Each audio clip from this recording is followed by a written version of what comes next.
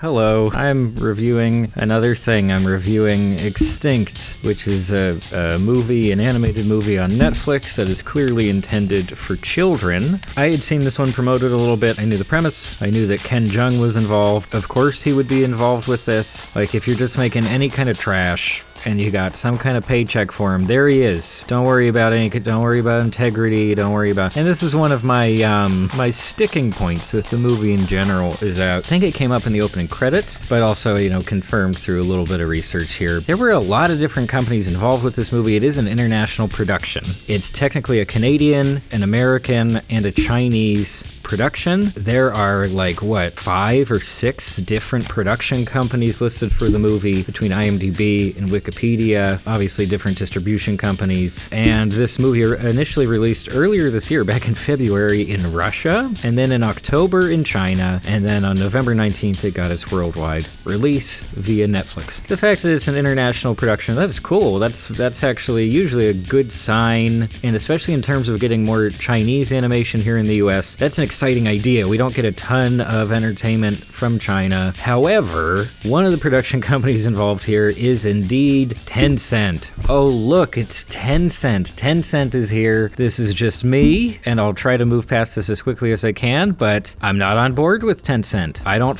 with Tencent. I'm not cool with supporting projects they produce. Don't like them.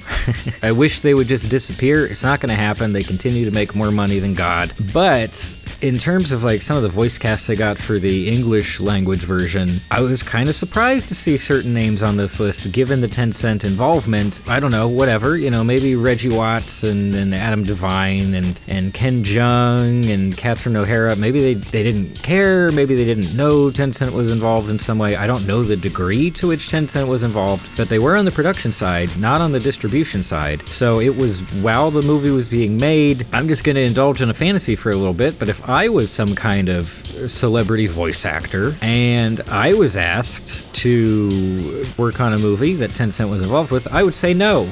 I would say no, thank you. These people did not. They were on board. Michael Giacchino, in fact, does the music. He was cool with it too. Okay, I disagree, but whatever. This is what they chose to do. It's whatever. I know Tencent was also behind the Wish Dragon movie that people really seem to like. I'm sorry, I'm not a fan. I'm not going to heap praise on their stuff. And in particular here, Extinct is trash anyway. Push all the Tencent stuff aside. These other production companies I've never heard of, maybe they're good or bad. I don't know how people feel about them. Regardless of all that, this is not a good movie. It's just the most basic. And I've been saying that a lot lately because I've been watching a lot of stuff that has been extremely basic. Apparently it was directed by David Silverman. Yeah, he directed Monsters, Inc. I didn't get any kind of sense of voice here. It really does just seem like one of those very basic kids movies where it's CG, it's very colorful, and then you have cutesy characters, and I guess that's what the whole thing is supposed to be driven on. I'm really not going to talk about this one for too long. I don't think it deserves attention or critique. You would just be critiquing the most basic screenplay structure in existence. What's the point in that? It took a shockingly long amount of time for a kids movie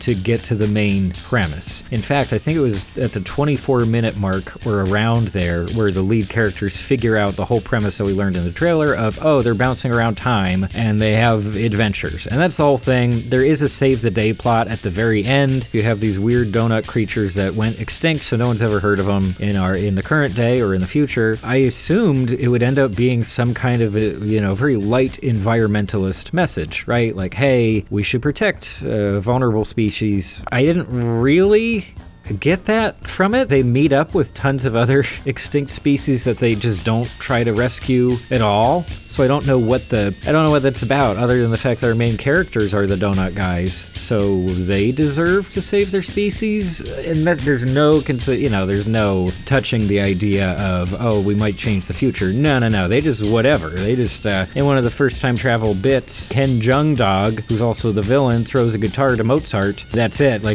guess all all music and history is different now. Whatever.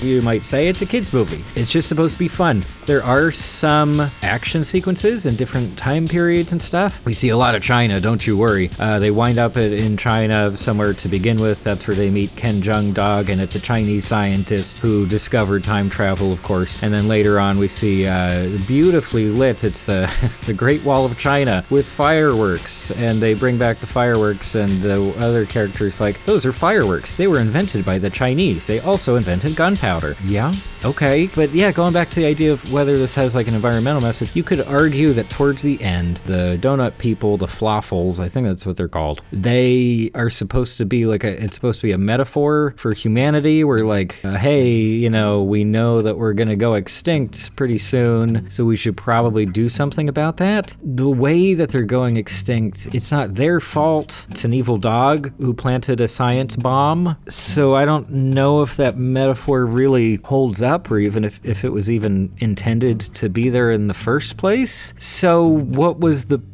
point of the movie? I think the point is just, we have cutesy characters, it's a colorful movie, we're gonna put a decent amount of money into it, and we'll just release it, see what happens. Honestly, like, I have no notes. I wrote down like 3 things, and then I just kind of waited for it to be over. It's really not my thing to begin with. I don't think it teaches kids anything other than like the most basic facts about different periods in history. But even then, that's muddled with the fictional elements that they just throw in there and give equal weight. If your kids are looking for something cool to watch on Netflix that's animated, there's plenty of stuff. They're a little bit older. You could show them like Kipo. Kipo is fantastic. Or the She-Ra show, which is still one of my favorites. And honestly, even some of the trashy YouTube animation for children that I made a whole video about, some of that feels more innocuous than this movie. I don't know. The connection's not there. And then on top of all that stuff, you have the Tencent component. And yeah, like I said, not for me. I'm not touching it. I've got no more to say. Thanks for stopping by.